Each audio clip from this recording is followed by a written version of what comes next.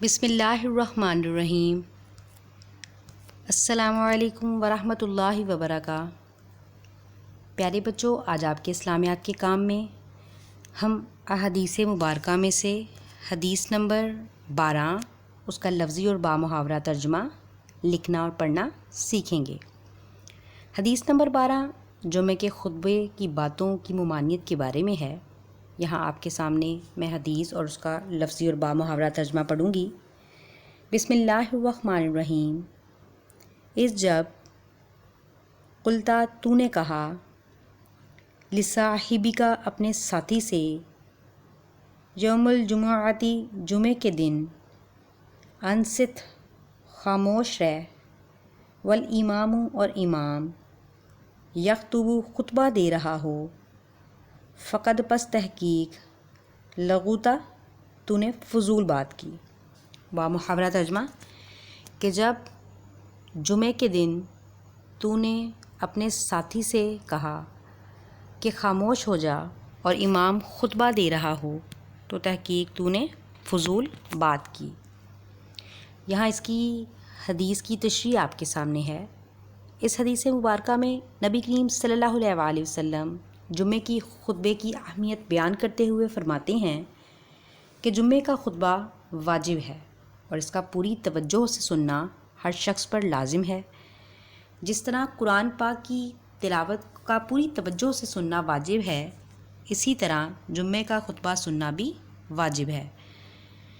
اور وجہ اس کی یہ ہے کہ خطبہ اسلامی تعلیمات سیکھنے کا ایک ذریعہ ہے، اور اسلامی تعلیمات اسی وقت سیکھی جا سکتی ہیں جب انہیں نہایت ادب، احترام، توجہ اور خاموشی کے ساتھ سنا جائے۔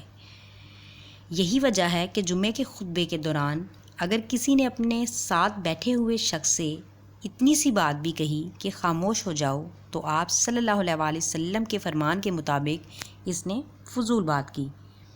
مطلب یہ کہ اس کو اتنی سی بات کہنے کی بھی اجازت نہیں ہے، کیونکہ اتنا کہنے سے بھی دوسرے لوگوں کی توجہ اور سننے میں رکاوٹ پیدا ہو سکتی ہے، جو کہ خطبے کے ادب کے منافی ہے۔ ٹھیک ہے بیٹا، یہ اس حدیث کی تشریح ہے۔ آگے میں اسی کے حوالے سے آپ کو اس میں جو ہم شامل کرتے ہیں وضاحت والی احادیث، ان کو بھی دکھاتی ہوں، اور ان احادیث کے بعد ہم اس کے دوسرے حوالے بھی دیکھیں گے۔ دیکھیں، کہتے ہیں نماز جمعہ کی اہمیت احادیث مبارکہ کی روشنی میں رسول اللہ صلی اللہ علیہ وآلہ وسلم نے فرمایا، جس نے 3 جمعے بغیر کسی عذر کے چھوڑ دیے تو اللہ تعالیٰ اس کے دل پر مہر لگا دیتے ہیں۔ آگے جمعے کے روز نیکیاں بڑھا دی جاتی ہیں۔ آگے جس نے 3 جمعے بغیر عذر کے چھوڑ دیے اس کا نام منافقوں میں لکھ دیا جاتا ہے۔ آگے نمبر 4 پر رسول اللہ صلی اللہ علیہ وآلہ وسلم نے فرمایا، جمعے میں ایک وقت ایسا آتا ہے کہ اگر آدمی اس میں استغفار کرے تو بخشش ہو جاتی ہے۔ نمبر 5 پر دیکھیں، رسول اللہ صلی اللہ علیہ وآلہ وسلم نے فرمایا، جس نے جمعے کے دن لوگوں کی گردنیں پھلانگیں اس نے جہنم کی طرف ایک پل بنا لیا۔ آگے جمعے کا خطبہ سننے کے آداب ہیں۔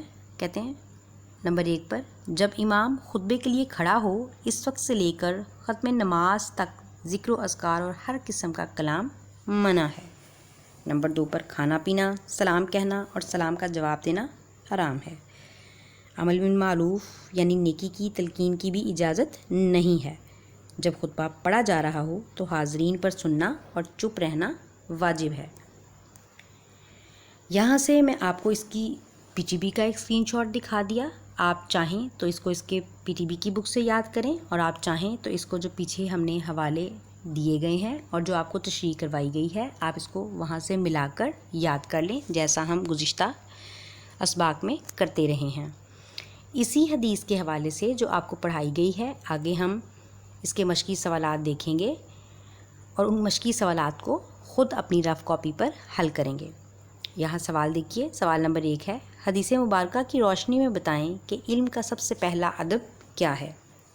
نمبر 2، جمعے کے خطبے کو خاموشی سے سننا کیوں ضروری ہے؟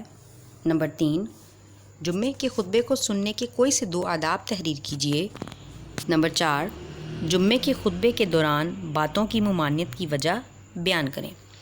بیٹے آپ ان چاروں سوالات کے جوابات اپنی رف کاپی پر لکھ کر دیکھیں گے اور ان چاروں سوالات کے جوابات آپ کی پیچھے کروائی گئی حدیث کی تشریح میں پڑھا دیے گئے ہیں۔ شکریہ، اللہ حافظ، اللہ نگہبان۔